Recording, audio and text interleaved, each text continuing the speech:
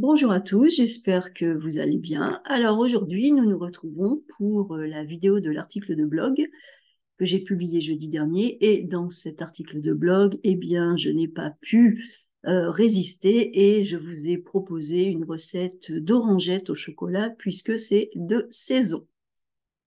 Alors, comme je l'explique au début de cet article, nous sommes au mois de décembre et avec ce mois de décembre, eh bien, il y a tout le lot, toutes les gourmandises qui me ravissent, hein, le verbe ravir, ravir quelqu'un, faire plaisir. Donc toutes ces gourmandises me ravissent, elles me font plaisir parce que effectivement, je suis une gourmande. Invétérée, ça veut dire que je suis vraiment gourmande et que je suis voilà, je le suis depuis des années et je pense que je le serai encore pendant de nombreuses années. Et j'aime également cuisiner, donc ça fait une combinaison qui est soit très positive, soit très dangereuse, tout dépend comment on regarde les choses. Alors pour la saison des fêtes, eh bien j'aime bien faire toutes sortes de petites, on va appeler ça des douceurs. Des douceurs, ce sont des choses sucrées. Ça peut être des petits bonbons, des biscuits, des chocolats, voilà, tout ça, ça rentre dans la catégorie des douceurs. Et pour Noël, en France, nous avons toute une panoplie de douceurs traditionnelles que l'on peut grignoter un petit peu à tout moment, ou alors également offrir. Alors, il y a des truffes, des petits sablés, des fruits déguisés à la pâte d'amande, de la pâte d'amande, des orangettes, donc des truffes, par exemple. Les truffes, ce sont des petites boules de chocolat, de ganache au chocolat, que l'on roule dans du cacao amer, et c'est vraiment très, très bon. Il y a également, par exemple, les petits biscuits sablés. Donc, ce sont des petits biscuits dans lesquels on met beaucoup de beurre. C'est pour ça qu'ils sont très bons. Si vous avez du courage, vous pouvez les décorer. Si vous avez un petit peu moins de courage, vous pouvez les laisser de façon plus simple. Ils sont tout aussi bons. Et puis, il y a également les orangettes. Donc, les orangettes, souvent, chez les chocolatiers, où on les trouve avec une partie d'écorce d'orange qui est apparente. Comme ça, on a visuellement le contraste du chocolat noir et de l'écorce orange. Mais on peut également les recouvrir totalement de chocolat. C'est vraiment comme on veut. Donc, en cette, en cette période, eh bien, il y a toute cette série de petites douceurs. Et cette année, j'ai commencé par des orangettes. Donc, c'est ce que je viens de montrer. Les orangettes, ce sont des lamelles. Des lamelles, ce sont des fines bandes, hein, des fines bandes d'écorce d'orange, de la peau d'orange, que l'on fait tranquillement confire. Alors, confire, ça signifie cuire lentement. Cuire lentement. Et c'est la même racine que l'on trouve dans le terme confiture. La confiture, c'est faire cuire lentement, doucement des fruits dans du sucre de façon à les conserver. Donc là, nos oranges, nos écorces d'orange, nos peaux d'orange, on va les faire cuire très lentement dans du sucre, dans un sirop plus précisément. Ensuite, on les égoutte et on les trempe dans du chocolat. Donc la base, c'est assez simple. On fait cuire nos morceaux d'orange, d'écorce d'orange dans du sucre, dans un sirop, on égoutte, on trempe dans du chocolat. La recette est un tout petit peu plus longue parce qu'il y a plus d'étapes, mais elle n'est pas compliquée. Une fois qu'on a fait nos orangettes, eh bien, comme je le dis, ça disparaît très vite comme par enchantement. Par enchantement, c'est-à-dire par magie, parce que c'est très bon. Et donc, moi, cette année, j'ai commencé par faire des orangettes, mais j'ai commencé un petit peu tôt. Normalement, ce genre de petites douceurs, de petites gourmandises, on les fait plus proches des fêtes de fin d'année, parce qu'on sait très bien que plus on les fait tôt, plus on en mange. Ça n'est pas forcément raisonnable. Donc, en théorie, ce genre de gourmandises, on les fait un peu plus tard dans le mois de décembre. Mais, euh, là, effectivement, en me promenant un matin, j'ai croisé au marché à côté de chez moi un monsieur qui vendait des oranges bio. Et je me suis dit, voilà exactement ce qu'il me faut. Mais d'un autre côté, c'est ce que je vous dis, celle que j'ai faite, celle que je vous montre dans cet article de blog, eh bien, les pauvres ont déjà disparu. Elles n'ont pas vécu, hein, vécu, ici de passer du verbe vivre, elles n'ont pas vécu très longtemps, mes pauvres orangettes, donc il faut que j'en refasse. Mais en tout cas, voilà, je vous propose ma recette. C'est une recette qui peut sembler assez longue et impressionnante, mais en réalité, elle est relativement simple. Elle semble longue parce que je l'ai détaillée, j'ai voulu vous donner toutes les étapes. Je suis aussi bavarde. Quand je commence à raconter des choses, j'en raconte encore plus, vous le savez. Mais elle est très simple. Elle paraît longue parce qu'il y a des temps de repos. Voilà. On fait quelque chose et on laisse refroidir, on laisse attendre, on laisse égoutter et ensuite on continue.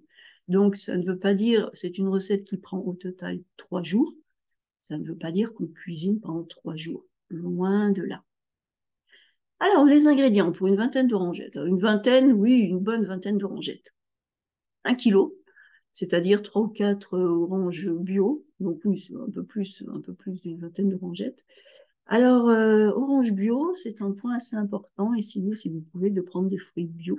Dans la mesure où, pour cette recette, eh bien, on utilise l'écorce, la peau extérieure du fruit. Donc, si c'est un fruit qui a subi des pulvérisations de pesticides et de produits chimiques, eh bien, vous allez tout manger, ce qui n'est pas idéal. Donc voilà, si vous pouvez acheter des oranges bio. Ensuite, pour le sirop, il faudra 250 g de sucre en poudre et 50 centilitres d'eau. Très facile le sirop, du sucre, de l'eau. Pour la couverture des oranges, alors la couverture, c'est pour les recouvrir de chocolat.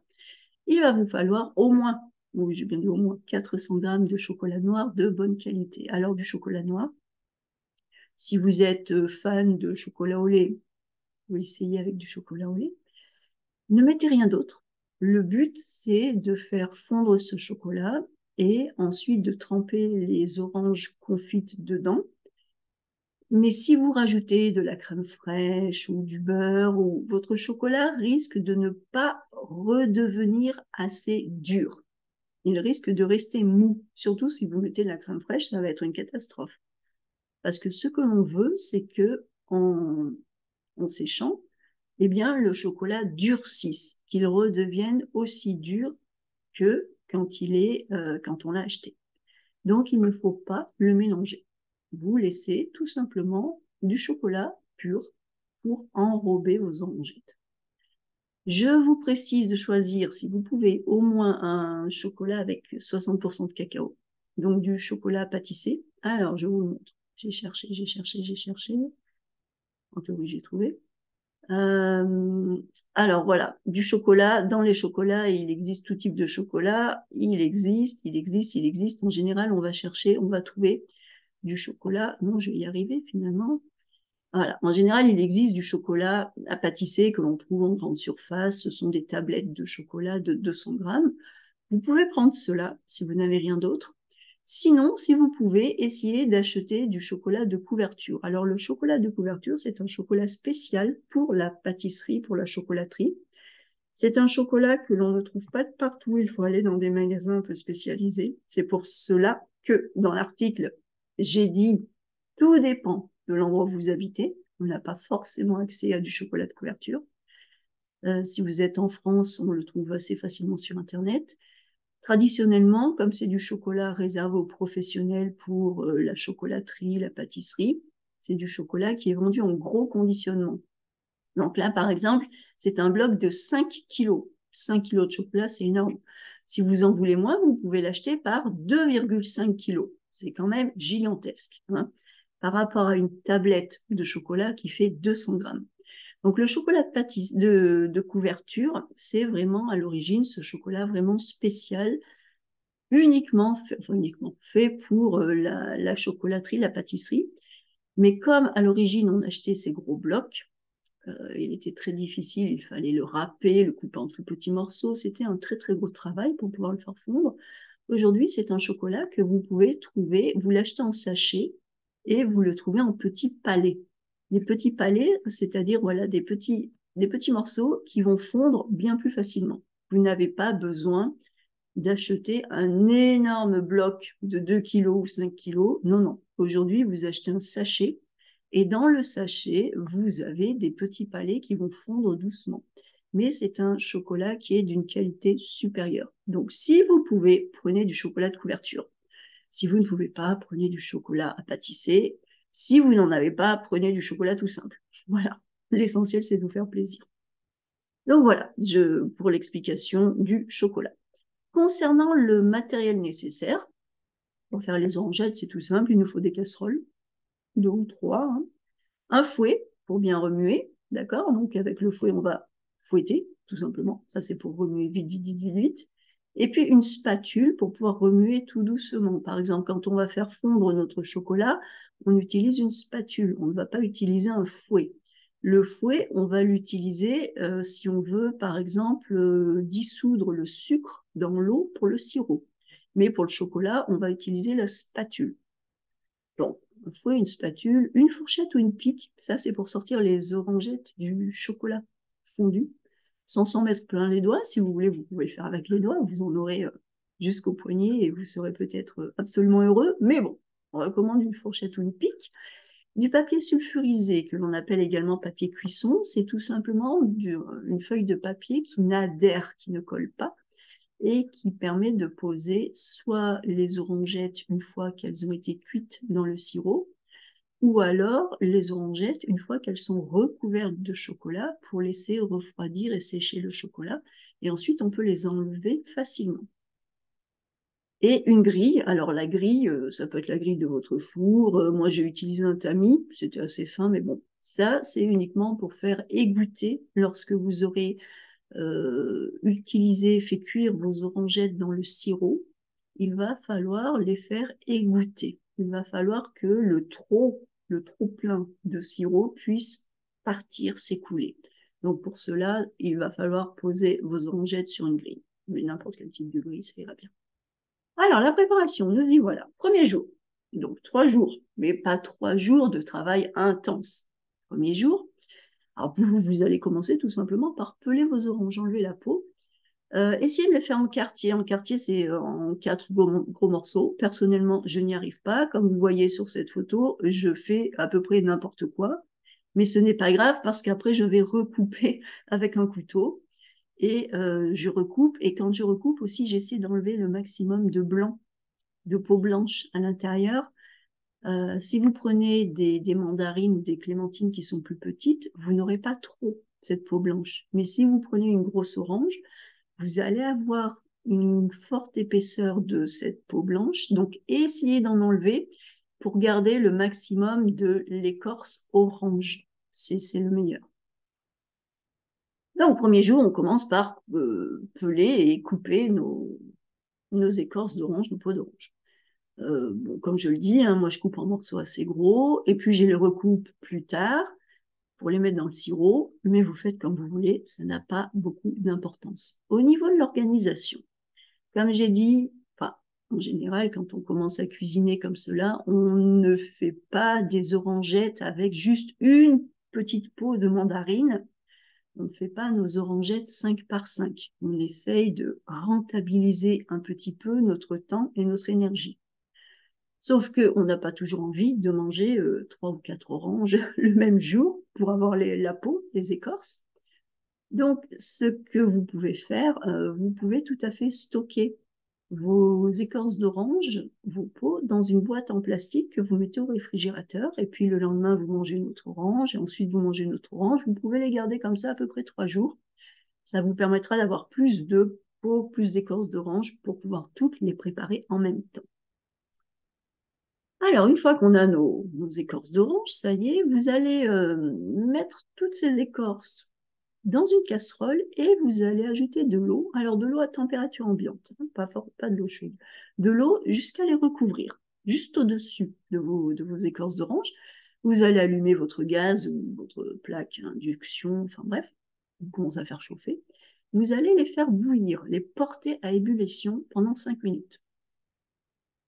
Une fois que vos peaux, vos écorces d'orange ont bouilli pendant 5 minutes, vous allez les égoutter. Alors là, vous pouvez utiliser une bonne vieille passoire, comme si vous étiez en train d'égoutter des pâtes, hein. Voilà. Je vous explique. Alors, si jamais vous avez la même idée lumineuse que moi, si jamais vous vous dites, ah tiens, de l'eau dans laquelle les oranges ont pu bouillir, ça doit avoir un bon parfum, je pourrais garder cette eau pour parfumer un thé ou une tisane. C'est une très très mauvaise idée parce que cette opération a pour but d'enlever l'amertume des peaux d'orange. Les peaux d'orange sont amères. elles sont amères, elles ont une forte amertume. Et donc, le fait de faire bouillir les peaux d'orange dans de l'eau, toute l'amertume va partir. Mais comme elle part des peaux d'orange, l'amertume arrive dans l'eau. Donc, petit conseil, ne gardez pas cette eau, n'ayez pas mauvaise conscience, elle n'est vraiment pas bonne. Donc, vous allez les égoutter. Et puis, vous les laissez refroidir.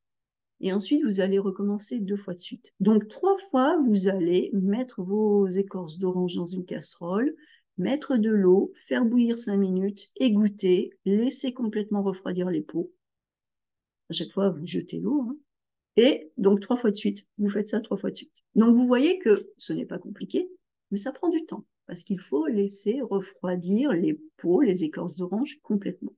Donc ça, c'est le premier jour. Hein. Une fois qu'on a fait ça, ça y est, ça nous occupe déjà 5 minutes. Le deuxième jour, on va encore faire quelque chose 3 fois de suite. C'est toujours 3 fois dans l'eau, mais le deuxième jour, on prépare le sirop.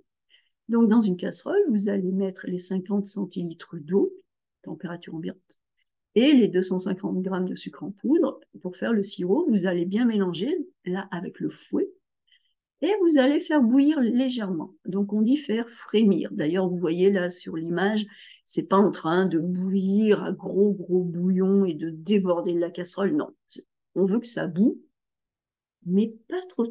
Donc, on dit frémir. Donc, vous allez faire bouillir doucement pendant 5 minutes. Non, attendez, j'ai raté une étape. Voilà, vous allez faire bouillir légèrement. Une fois que votre sirop commence à bouillir, qu'il arrive à ébullition, vous allez ajouter les écorces d'orange dans la casserole et là, vous allez les laisser frémir, bouillir doucement pendant 5 minutes.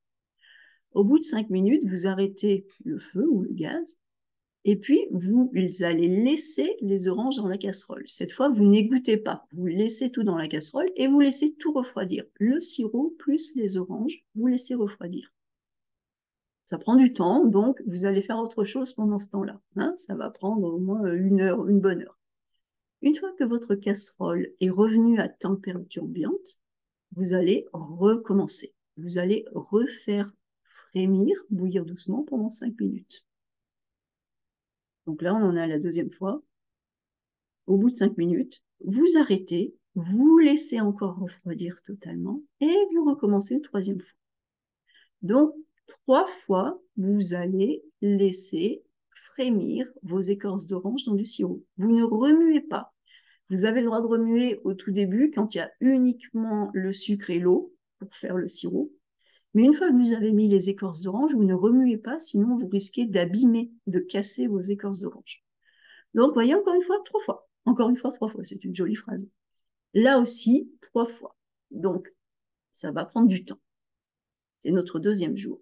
Une fois qu'on en est arrivé à notre troisième fois, eh bien, lorsque nos orangettes, on peut commencer à les appeler nos orangettes, puisqu'elles commencent à confire, elles sont confites, elles sont cuites dans le sucre maintenant. On passe de la peau d'orange à l'écorce confite, hein, à ce stade. Eh bien, vos peaux d'orange, alors là, elles commencent à devenir jolies. Elles sont confites. Elles sont un petit peu transparentes. Si vous les regardez, c'est légèrement translucide, on va dire, brillantes.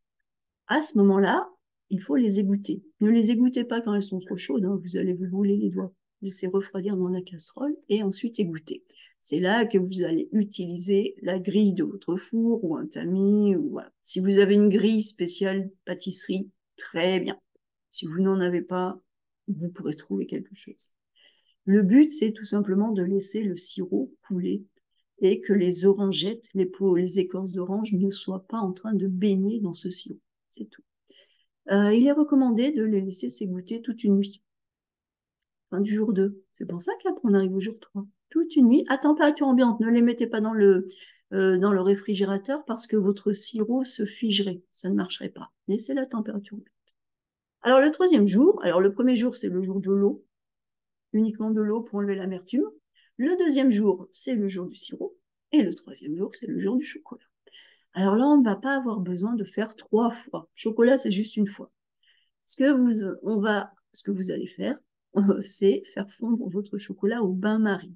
Le bain-marie, c'est quand on prend une assez grosse casserole, on met de l'eau au fond, et on place une plus petite casserole dessus et on fait chauffer. Et donc, c'est l'eau qui est dans la première casserole qui va faire chauffer la deuxième casserole, et dans la deuxième casserole, il y a le chocolat. Parce que le chocolat doit chauffer doucement pour fondre. On ne fait pas fondre du chocolat directement sur la flamme du gaz ou directement sur l'induction. C'est trop fort. Le chocolat n'aimerait pas, il risquerait de devenir tout collant. Ça serait, vous pouvez tenter si vous voulez, ça fait une jolie catastrophe. Essayez, c'est une expérience. Donc c'est pour cela qu'on fait fondre au bain-marie. Autre petit conseil par rapport au bain-marie, mettez peu d'eau dans la première casserole.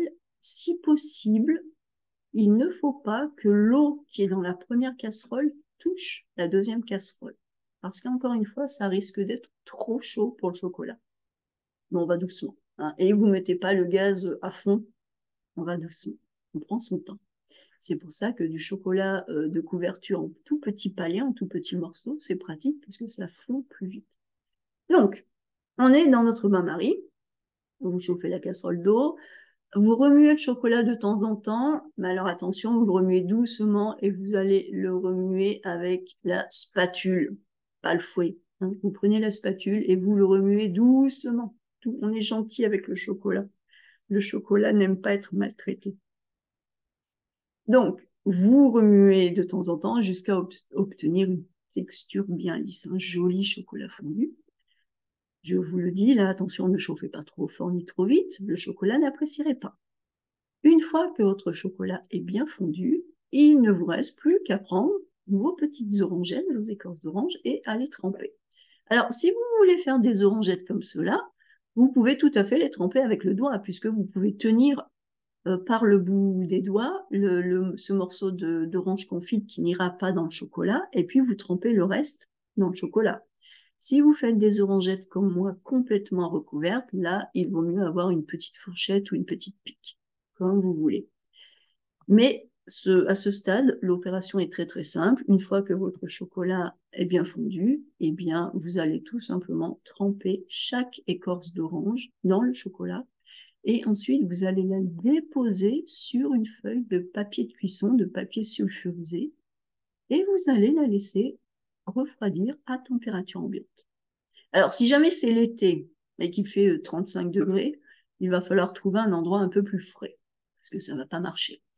Mais si c'est l'hiver, même si vous chauffez votre maison, ça devrait aller. Le chocolat n'aime pas être mis au frigo. Donc, essayez d'éviter, même si pour une raison quelconque, votre cuisine est très chaude, il fait très chaud dans votre cuisine, essayez de mettre les orangettes dans une pièce, dans une autre pièce, où il fait un peu plus frais. Parce que si vous mettez votre chocolat au frigo, il va devenir tout blanc, pas joli. C'est dommage de travailler autant et de finir avec un chocolat qui blanchit. Donc, trop froid, c'est l'ennemi du chocolat. Trop chaud, c'est l'ennemi du chocolat. Le chocolat aime bien être juste confortablement installé. C'est pour cela que lorsque vous avez fini vos orangettes, eh bien, vous les laissez refroidir à température ambiante. Et puis, comme je le dis, c'est prêt, bon appétit. Hein, c'est prêt, bon appétit. Vous avez noté le joli subjonctif jusqu'à ce que le chocolat durcisse. Subjonctif du verbe durcir. Donc voilà pour cette recette d'orangette. J'espère qu'elle vous plaira et vous donnera envie d'essayer. C'est vraiment l'une des gourmandises traditionnelles de Noël en France. Pas forcément qu'en France, mais en France. À la base, elle venait du sud de la France, puisque c'est dans le sud, en Provence, vers Nice, que l'on cultivait les oranges. On peut également le faire avec les citrons, si vous voulez. Donc, si vous avez envie d'essayer, allez-y, c'est très très bon, ça se mange vraiment très facilement. Dernier petit point, pour ceux qui ne sont pas au courant ou qui ont oublié, les inscriptions pour le cours de français de renforcement, perfectionnement intégral pour l'année 2023, les inscriptions sont ouvertes. Donc, vous allez sur sandrinescoffier.com/apprendre. Et là, vous sélectionnez le cours de perfectionnement intégral. C'est un cours dans lequel je vous propose chaque mois une thématique que je traite en profondeur. C'est un cours qui vous permet de vraiment travailler votre langue française, de vous perfectionner en français, tout en étant informé de l'actualité sociale, politique, historique, culturelle française, de façon à vous donner toutes les clés pour pouvoir comprendre n'importe quel type de document, que vous deviez venir en France pour des vacances, pour y vivre, ou que vous deviez passer un examen comme le DELF. C'est vraiment le cours intégral de perfectionnement qu'il vous faut. C'est le cours dans lequel on traite aussi bien le pôle linguistique de la langue que l'aspect culturel. C'est le cours dans lequel vous avez toutes les clés pour pouvoir comprendre la société française et la culture.